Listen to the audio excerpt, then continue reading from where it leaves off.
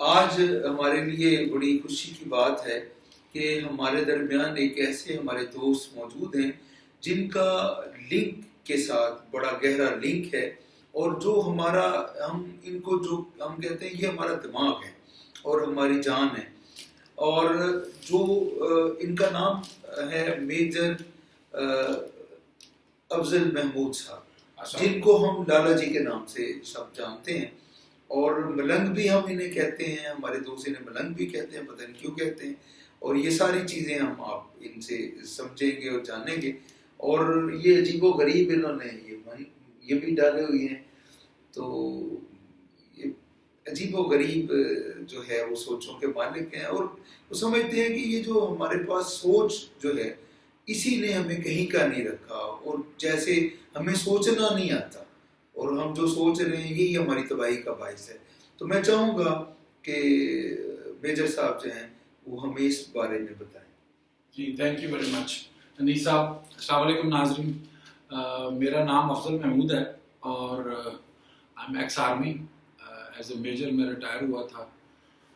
انیس صاحب ہوا یہ کہ فوج میں جانے کا مقصد یہ ہوا، کیونکہ آپ نے بہت ساری چیزوں کا کہا تو میں ایک کر کے جواب دے دوں کہ میں یہ سمجھتا تھا کہ دشمن جو ہے نا ہمارا وہ بھارت ہے، انڈیا ہے۔ اچھا، تو اب اسے جنگ لڑنی تھی، بچپن سے اس بات کی سمجھ آئی اور میں فوج میں چلا گیا۔ کچھ عرصہ وہاں سے میں نے وقت گزارا تو مجھے پتا چلا کہ اصل میں ہمارا جو اصل دشمن ہے وہ تو ٹیررسٹ ہیں۔ اچھا، یہ بات ہے 2004-2005 کی، تو پھر دین آئی ٹوک ارلی ریٹائرمنٹ۔ میں نے کہا ٹیررسٹ کو ختم کرنا چاہیے، کیونکہ وہ بڑی جانیں مارتے ہیں، وہ بہت قتل کرتے ہیں، قتل و غارت کرتے ہیں۔ تو پھر میں نے اس کے لیے کام کیا۔ جب میں وہاں پہ میں نے جا کے دیکھ لیا تو پھر مجھے اندازہ ہوا کہ نہیں، اصل دشمن جو ہے وہ تو پاکستان کی اکانومی ہے۔ تو میں نے کہا چلے کارپوریٹ ورلڈ میں چلے جاتے ہیں، دیکھتے ہیں جا کے کہ ہم کیسے بھلا کر سکتے ہیں اس ملک کا اور اس دنیا کا۔ تو میں نے کارپوریٹ ورلڈ میں کام کیا۔ اب ہوا یہ کہ اس سارے وقت میں مجھے اندازہ ہوا یہ اپنے I am like 52 years old, تو مجھے یہ اندازہ ہوا ہے کہ ہماری اصل دشمن تو ہماری اپنی سوچ ہے، ہماری اپنی پرسیپشن ہے، ہمارے بلیف سسٹمز ہیں۔ تو پھر اس وجہ سے میں نے اس چیز کے اوپر کام کرنا شروع کر دیا۔ آپ نے یہ پوچھا کہ why I were such things, عجیب و غریب، یا یو آر رائٹ۔ لیکن یہ دیکھیں کہ ہوتا یہ ہے کہ ایک انسان کا جو دماغ ہے، یا جو ہمارا جب دماغ کام کرتا ہے ایز اے مائنڈ، جب ہم سوچتے ہیں تو ہمیں کچھ چیزیں ہیلپ کرتی ہیں کہ ہم اس ایک سرٹن جو پیرافرنیلیا ہے ورکنگ کا، ہم اس میں آ جاتے ہیں۔ اب یوں سمجھ لیجیے کہ یہ میرا یونیفارم ہے کہ جب میں نے اس کو پہن لیا، no, it guides us to stay within the context، کہ میں اسی موضوعات پہ بات کروں، اسی پہ سوچوں جن کے لیے کہ لیٹس سے میں اپنے لیے پیسے کماتا ہوں یا اپنے اداروں کے لیے پیسے کماتا ہوں۔ It's like uniform, it's like uniform. بہت شکریہ۔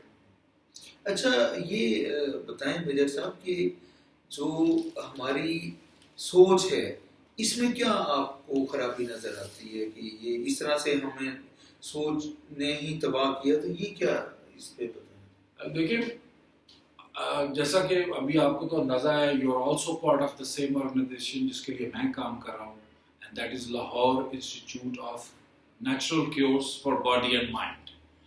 تو جو پارٹ میرا ہے وہ اس میں دو اس کے حصے ہیں۔ ایک یہ ہے کہ جو نیچرل کیور ہے تھرو فوڈ ایز میڈیسن، تو اس کا کھانا میں پکاتا ہوں۔ ایک تو یہ کہ I'm the head chef in this organization، آپ سمجھ لیں کہ چیف شیف ہوں میں۔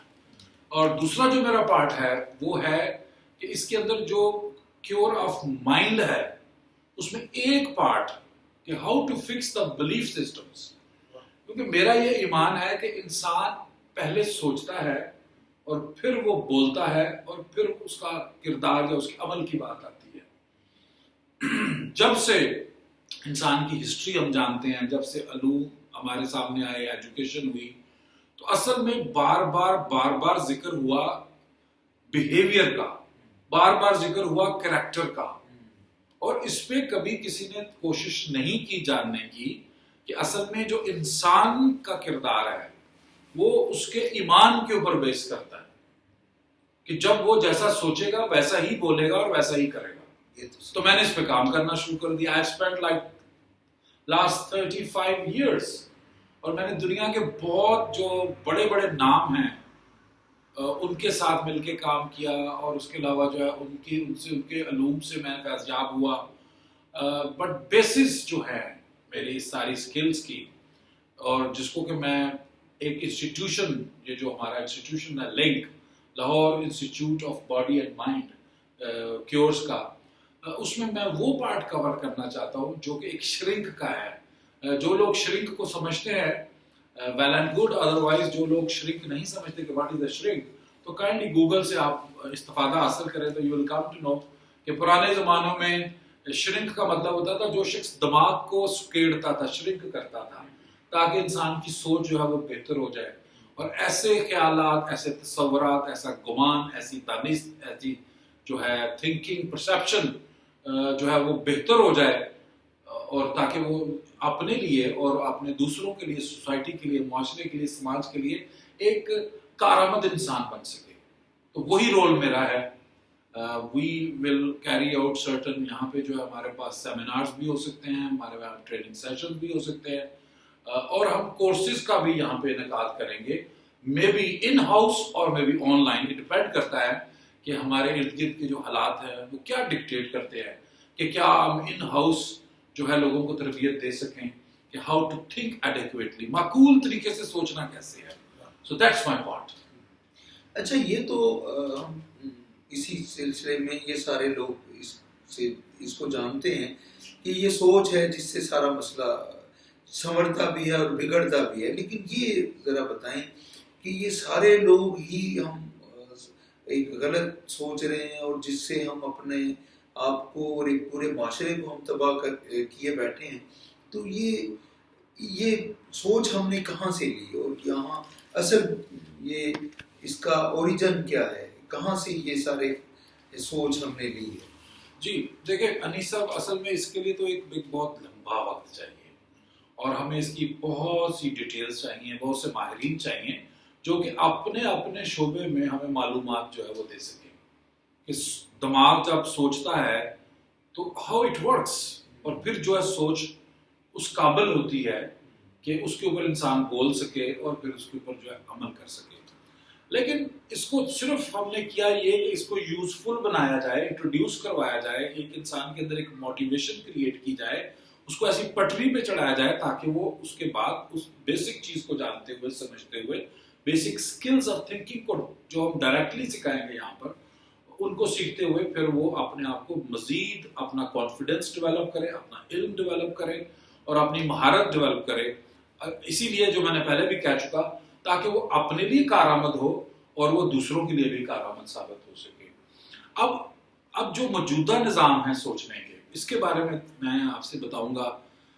بائی دا وے ناظرین، اس پہ بہت زیادہ کام ہوا ہے اور میں نے کوئی نیا ویل انوینٹ نہیں کیا. یہ صرف یہ ہے کہ آپ اس بات کو جانتے ہوں کہ اب جو انفارمیشن کا انقلاب ہے، دنیا کی ہر چیز جو ہے وہ کتاب کے اندر، جو کتابوں میں لکھی گئی، جو بولی گئی، جو کہی گئی، اب آپ کو وہ گوگل کی انوینشن کے بعد آپ کو وہ موجود ہے، چاہے یوٹیوب ہو یا باقی ریسورسز ہوں، you can get every thing.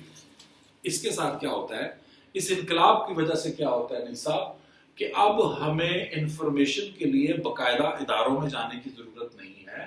ہم اس تمام معلومات کو ڈائریکٹ آن لائن حاصل کر سکتے ہیں، کیونکہ رٹنا تھا نا تو ادھر رٹ لیتے تھے، اب ادھر رٹ لیا. جس چیز کو کام کو روک دیا گیا تھا وہ تھا تربیت، تو وہ ہم کر رہے ہیں. اور میرے خیال سے اب آنے والے وقت میں اساتذہ کو استاد یا ٹیچر نہیں کہا جائے گا، بلکہ اس کو جو ہے اسکلر کہا جائے گا. یعنی جو ہماری ضرورت ہے وہ یہ ہے کہ انٹرنیٹ پر، گوگل پر موجود جتنی بھی انفارمیشن ہے اس کو استعمال کیسے کرنا ہے. That is most important thing now. یہ چیلنج ہے، اور جس شخص نے اس کو لے لیا وہ زندگی میں کچھ نہ کچھ کرتا رہے گا. لیکن جو یہ نہ سیکھ سکا، اسی پہ وہ لگا رہا کہ نہیں رٹنا ہے، تو وہ اسی چکی کے اندر پستا جائے گا.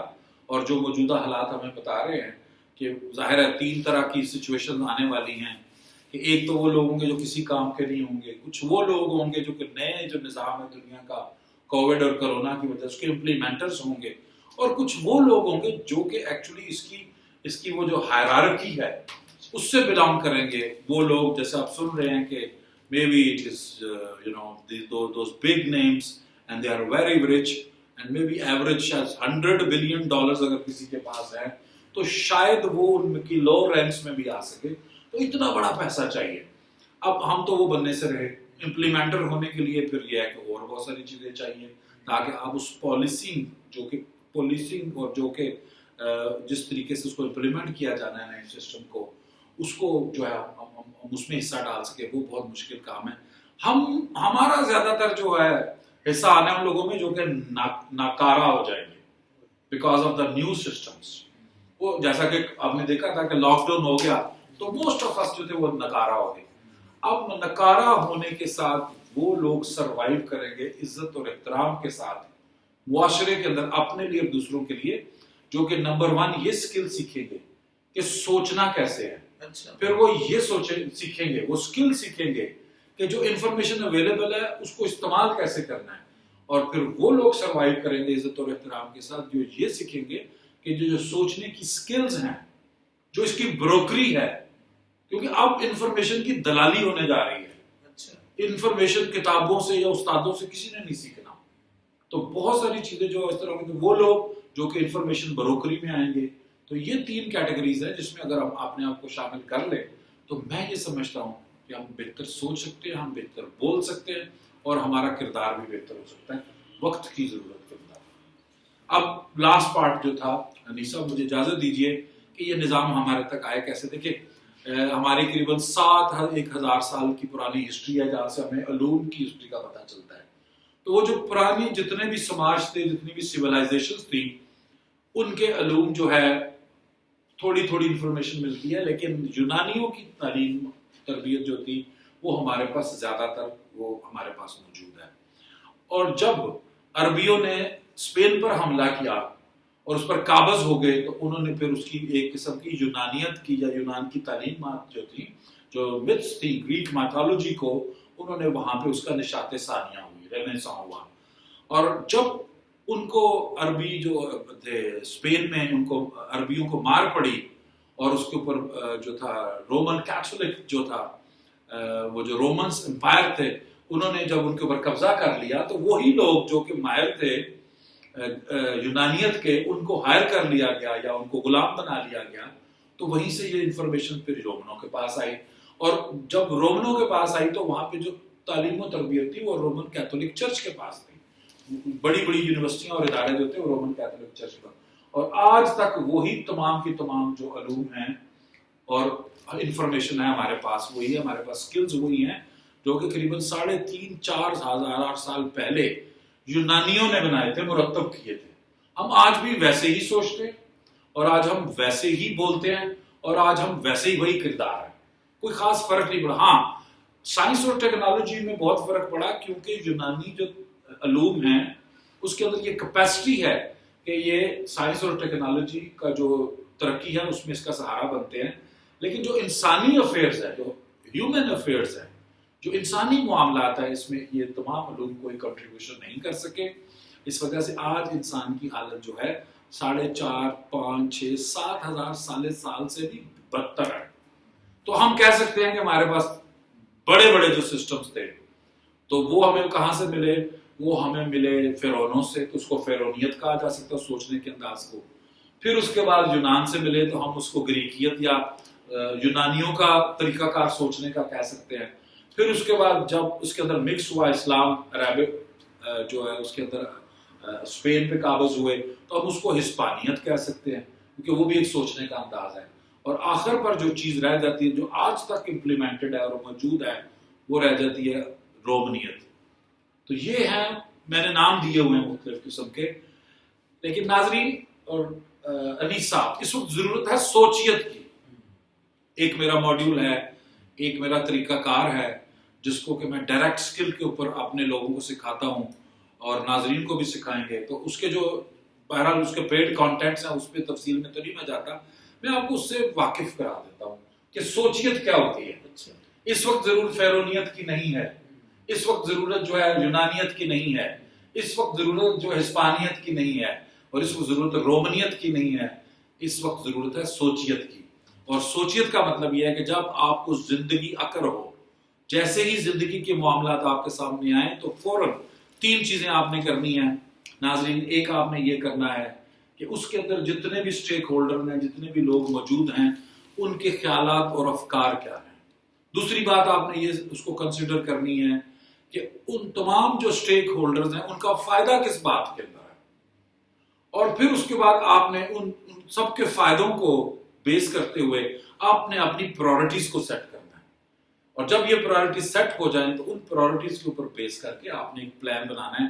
میں پھر دہراتا ہوں کہ زندگی جیسے ہی معاملات ہمارے سامنے آئیں، ہم نے اس کے اندر تمام لوگ جو شامل ہیں، ہم نے ان کے خیالات، افکار، ان کے ایمان، ان کے بلیف سسٹمز کو کنسیڈر کرنا ہے، ان کی فیلنگز، ایموشنز کو کنسیڈر کرنا ہے. اس کے اوپر پھر ہم نے جو ہے ان کا فائدہ کس کس چیز میں ہے اس کو ہم نے کنسیڈر کرنا ہے کہ کس کا کیا فائدہ ہے اس معاملے میں، اس کو کنسیڈر کرنا ہے. اور پھر ہم نے یہ دیکھنا ہے کہ اس کے اوپر پرائورٹی کیا ہے، سب سے چیز کیا بہتر ٹھیک کرنے والی ہے، ضروری ہے. اور جب وہ آئیڈینٹیفائی پرائورٹی ہو جائے تو پھر اس کا ہم نے ایک پلان کرنا ہے اور اس پلان کو ہم نے ایگزیکیوٹ کرنا ہے. ہمیں ناظرین اس وقت انیس صاحب اس چیز کی ضرورت ہے. یہ بڑے تھوڑے سے وقت میں آپ نے ایک بڑی سیر حاصل باتیں کی ہیں، اور میں یہ چاہوں گا کہ یہ ایک سلسلہ جو ہے وہ ہم جاری رکھیں اور آپ سے یہ چیزیں ہم ناظرین تک پہنچاتے رہیں. آپ کا بہت شکریہ. Thank you very much. بہت شکریہ.